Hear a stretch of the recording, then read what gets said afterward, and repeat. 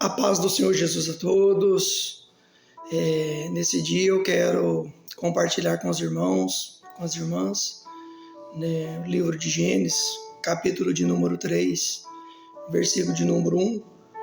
E esse texto do livro de Gênesis fala sobre a queda do homem. E o versículo 1 do capítulo de número 3 começa o texto da seguinte forma: Mas a serpente, mais sagaz que todos os animais selváticos que o Senhor Deus tinha feito, disse à mulher: É assim que Deus disse: Não comereis de toda a árvore do jardim?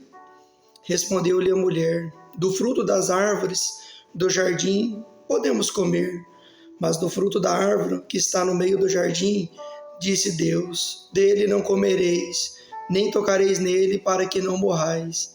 Então a serpente disse à mulher: É certo que não morrereis, porque Deus sabe que no dia em que dele comerdes, se vos abrirão os olhos, e como Deus sereis conhecedores do bem e do mal. Vendo a mulher que a árvore era boa para se comer, agradável aos olhos, e a árvore desejável para dar entendimento, tomou-lhe do fruto e comeu, e deu também ao marido, e ele comeu. Abriram-se então os olhos de ambos, e percebendo que estavam nus, coseram folha de figueira e fizeram cintas para si. Nesse dia eu quero compartilhar com o irmão, com os irmãos, os efeitos nocivos do pecado. Quais as consequências? De princípio, o pecado é algo agradável aos nossos olhos, é bom para nós. Mas, é a pergunta, e as consequências que ficam do pecado, da desobediência?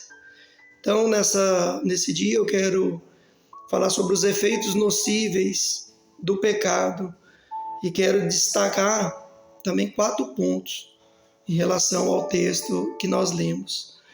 O pecado é uma doença espiritual terrível, e nós podemos achar uma afirmação para isso no livro de Isaías, capítulo de número 1, versículo 5. Fala que é uma doença terrível e de efeitos devastadores que podem perdurar pela eternidade, a menos que Deus, em sua soberana graça, intervenha. A queda, ou seja, o pecado original, ele trouxe um rompimento profundo nas relações do ser humano com Deus, com o próximo e consigo mesmo. Trata-se de uma força desagregadora que atingiu toda a humanidade. Eis o que aprendemos nessa passagem acerca dos efeitos nocíveis do pecado. Dentro disso, queridos, quero destacar 4 pontos. E o primeiro ponto dessa mensagem, a gente pode achar referência lá em Isaías 59, 12, que esse pecado, que de princípio ele é agradável aos nossos olhos, ao nosso coração, mas nós podemos achar aqui que esse pecado, ele separa o ser humano de Deus. Vamos ver o que diz o texto. O texto fala, em Isaías 59, 2, que Deus é a vida, e que o rompimento da comunhão com Deus lançou o ser humano num estado de morte espiritual, tornando-o cego, surdo, endurecido e morto. Que triste fim para quem recebia a visita diária de Deus no paraíso. Tanto Adão quanto Eva, eles tinham o privilégio de ter essa intimidade com o próprio Deus ali no Jardim do Éden. Mas a consequência dessa desobediência, dessa transgressão, quebrou essa amizade, essa intimidade com o Senhor. E assim é o pecado em nossas vidas.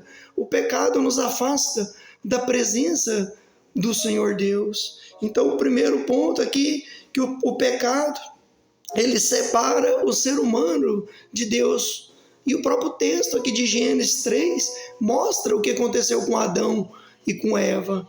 O segundo ponto é que o pecado, ele separa o o ser humano do próximo. Nós podemos observar isso no versículo 12 e 13 do capítulo 3, aqui do livro de Gênesis. Ou seja, uma vez separado de Deus e dominados pelo pecado, só restou a humanidade, conflitos conjugais, ciúme, ódio, amargura, inveja, frieza, acusações, morte. Adão, logo no início, acusou a Deus e a Eva pelo que aconteceu. O que ele disse? A mulher que me deste por esposa, ela me deu da árvore e eu comi. Depois disso, só se vê histórias ruins. Ou seja, Caim matou Abel. Ou seja, tudo começa consequência do pecado, a consequência da desobediência do homem para com o Senhor.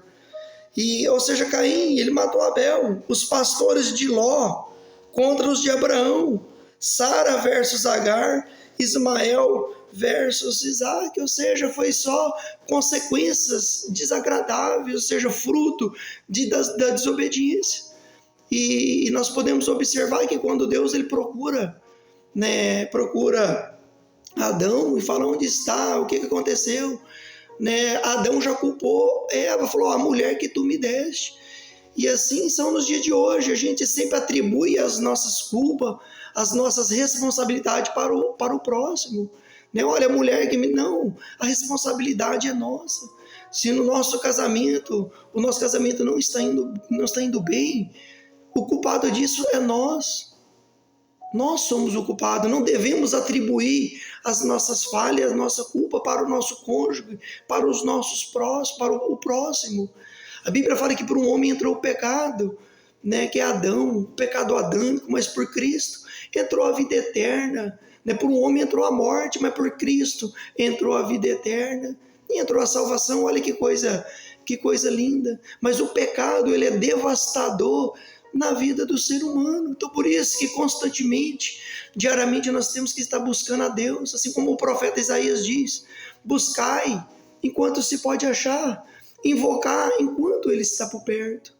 E para você que está ouvindo, está vendo esse vídeo, nesse dia, nessa manhã, nessa tarde, nesse começo de noite, ou pela madrugada, busque a Deus enquanto se pode achar, porque o Senhor, ele está próximo. Então nós temos que buscar enquanto ainda há tempo. Deus abençoa. E no terceiro ponto, que o pecado ele separa o ser humano de si mesmo. Podemos observar isso no versículo de número 7. Abriram-se então os olhos de ambos e percebendo que estavam nus, coseram folhas de figueira e fizeram cinta para si. Ou seja, o ser humano o pecado separa o ser humano de si mesmo. O sentimento de gozo, de deleite em Deus, ele foi substituído por sentimento de culpa, complexo de inferioridade, traumas, autoaceitação, autocompaixão ou narcisismo. Entendeu, querido? Então, aquele sentimento que nós tínhamos de ter paz com Cristo, ele se foi e fica aquele sentimento de culpa. E graças a Deus que quando nós pecamos, o Espírito Santo ele vem e nos confronta, porque o pecado faz com que nós venhamos a entristecer o próprio Espírito Santo. E o Espírito Santo vem e fala conosco. E a diferença de um cristão, de um ímpio, de uma pessoa que vive nas práticas de pecaminosidade, vivendo uma vida dissoluta, a única diferença nossa entre o ímpio é a graça de Deus, que nós temos esse Espírito Santo que nos convence do pecado, da justiça e do juízo. Ele vem falar de encontro com os nossos corações. E aí nós confessamos os nossos pecados, as nossas falhas, as nossas iniquidades. E a Bíblia fala que Deus é rico em graça e misericórdia e nos perdoar. E todo aquele que busca o Senhor com o coração quebrantado, um coração contrito, o Senhor ele despeja graça e misericórdia sobre a vida dele, sobre as nossas vidas. Olha que coisa linda, porque a Bíblia fala que onde abundou o pecado, superabundou a graça de Deus. E por fim, a Bíblia fala que o pecado ele separa o ser humano da natureza. No versículo 17 e 18 podemos achar isso. Ou seja, tudo no jardim do Éden, ele foi feito para o bem-estar do homem. Deus pensou em cada detalhe para fazê-lo feliz. E com o pecado, a terra tornou-se maldita e geme aguardando a redenção. Nós podemos achar essa afirmação no livro de Romanos, capítulo 8, versículo 23. Você vai ver que a terra geme, a terra foi maldita a partir do momento que o homem pecou, que o homem transgrediu, né, uma ordenança de Deus. E cego pelo pecado, o homem assumiu dois extremos em relação à natureza. Ele passou a adorá-la e depois a destruí-la. Olha aí. E então nessa manhã, nesse dia, nós falamos, querido, sobre os efeitos nocivos do pecado. Primeiro ponto, que o pecado separa o ser humano de Deus.